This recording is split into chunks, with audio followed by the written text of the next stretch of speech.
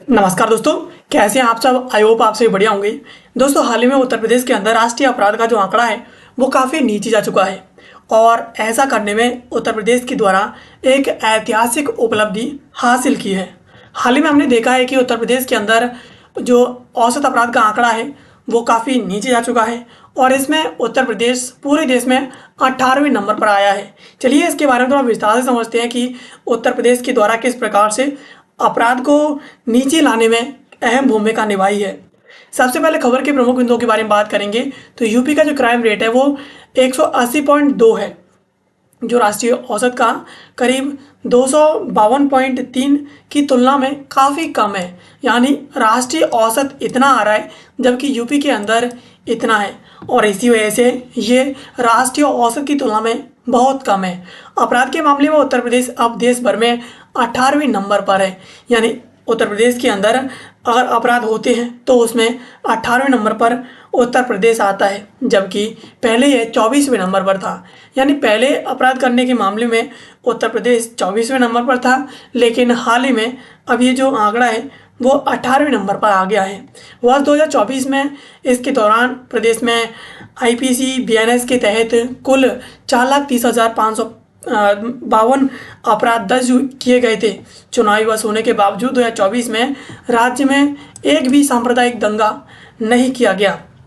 ये साल 2024 में बीएनएस और आईपीसी के तहत जो मामले दर्ज हुए थे वो 4,30,552 थे और ये वर्ष था वो चुनावी वर्ष था और चुनावी वर्ष में ज़्यादातर दंगे होते रहते हैं, लेकिन चुनावी वर्ष में सांप्रदायिक दंगा एक भी देखने को नहीं मिला।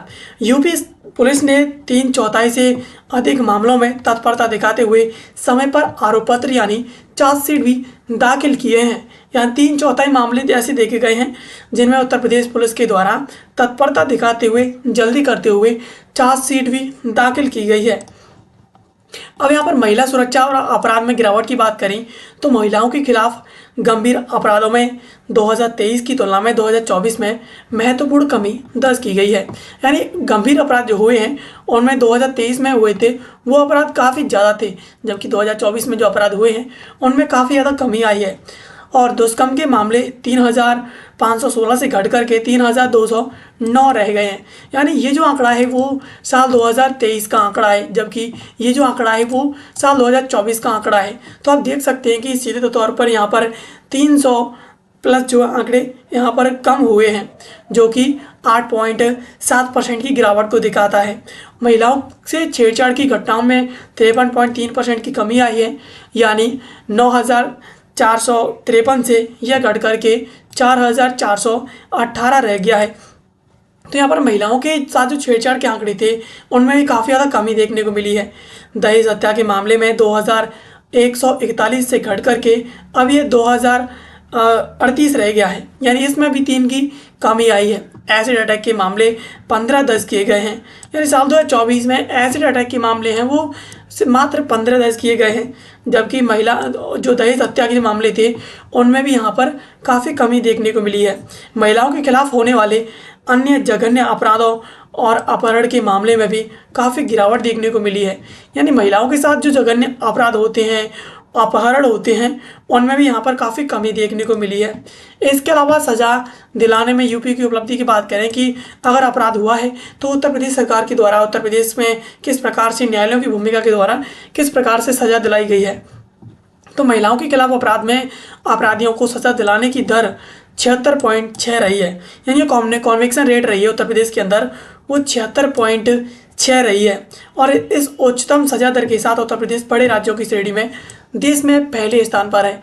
यानी उत्तर प्रदेश सरकार के द्वारा उत्तर प्रदेश में जिस प्रकार से महिलाओं को महिलाओं के साथ छेड़छाड़ करने वाले, दुष्कर्म करने वाले जो अपराधी हैं उनको जिस प्रकार से उत्तर प्रदेश सरकार के द्वारा सज़ा दी गई है, सज़ा दिलवाई गई है, उसमें उत्तर प्रदेश पहले नंबर पर है और प्रदेश की अदालतों ने कुल 21,159 अपराधों को सज़ा सुनाई है, जो एक बड़ी उपलब्धि है।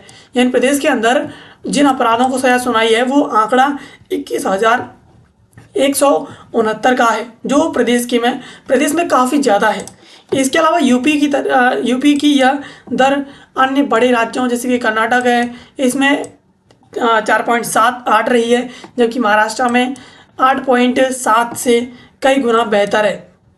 यानी उत्तर प्रदेश की जो रेट है वो कर्नाटक और महाराष्ट्र की तुलना में काफ़ी ज़्यादा बेहतर है। फास्टैग कोड और प्रभावी अभियोजन प्रणाली की वजह से अपराधियों के खिलाफ त्वरित कार्रवाई संभव हो सकी है। यानी उत्तर प्रदेश के अंदर जिस प्रकार से फास्टैग कोड अपनी भूमिका निभा रही है, प्रभावी अभियोजन प्रणाली भूमिका निभा रही है, उसकी वजह से अपराधियों के खिलाफ जो तत्परता के साथ उन्हें सजा दिलाई गई है वो काफ़ी ज़्यादा संभव हो सकी है।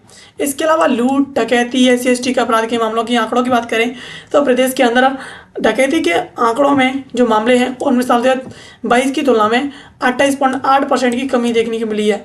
यानी साल 2022 में जो आंकड़े थे उनकी तुलना में अब जो आंकड़े दर्ज किए गए हैं उनमें 28.8% की कमी आई है और लूट की घटनाओं में 14.1% की गिरावट दर्ज की गई है, जबकि मामले 1354 से घट करके 1163 रह गए हैं। चोरी और सेंधमारी से जुड़े अपराधों में 46.1 की यहाँ पर कमी देखने को मिली है। यानी चोरी की गई हो या फिर सेंध लगाने की कोशिश की गई हो चोरी करने के लिए, तो इस प्रकार के अपराध भी 40.1% तक उत्तर प्रदेश के अंदर कमी देखने को मिली है। इसके अलावा अनुसूचित जाति जनजाति के खिलाफ जो अपराध हुए हैं उनमें 3.2% की गिरावट आई है। इसके अलावा SC/ST समुदाय के व्यक्तियों की हत्या के मामले में भी 7% की कमी देखने को मिली है। यानी ये भी 157 से घट करके 146 पर पहुंच गई। यानी इसके अलावा साइबर अपराध और अन्य चुनौतियों की बात करें तो यहाँ पर साइबर अपराध के मामलों में उत्तर प्रदेश अब देश में तीसरे स्थान पर पहुँच गया है और साल 2024 में प्रदेश में साइबर अपराध के कुल 11,073 मामले दर्ज किए गए हैं और साइबर अपराधों में सबसे अधिक मामले हैं वो साइबर ठगी के हैं। यानी कॉल आया और अपने की तरह बात की और पैसे ठग लिए, तो इस प्रकार से ये जो मामले दर्ज किए गए हैं वो 4,469 मामले दर्ज किए गए हैं। प्रदेश में हर दिन औसतन 30 साइबर अपराध के मामले दर्ज किए गए हैं, जो एक नई चुनौती है। इसके अलावा रिपोर्ट के अनुसार यूपी में अदालतों में लंबित मामलों का जो प्रतिशत है वो 52.1 दर्ज किया गया है। यानी उत्तर प्रदेश के अंदर जो लंबित मामले हैं वो 52.1% प्रदेश के अंदर लंबित मामले हैं। यहाँ पर इस प्रकार से हमने देखा है कि सबसे ज़्यादा जो मामले हैं वो साइबर ठगी उत्तर प्रदेश के लिए काफ़ी ज़्यादा चैलेंजिंग है, चुनौतीपूर्ण है। जो सबसे ज़्यादा खतरनाक इस वजह से होती आ रही है कि हर दिन 30 साइबर अपराध के मामले उत्तर प्रदेश सरकार दर्ज कर रही है। तो इस प्रकार से उत्तर प्रदेश सरकार के द्वारा उत्तर प्रदेश के द्वारा अब अपने अंदर जिस प्रकार से राष्ट्रीय औसत अपराध है उससे अपने अंदर जो कमी देखी गई है वो काफ़ी ज़्यादा उत्तर प्रदेश के लिए सराहनीय है और इस कमी के मामले में उत्तर प्रदेश 18वें नंबर पर आ चुका है।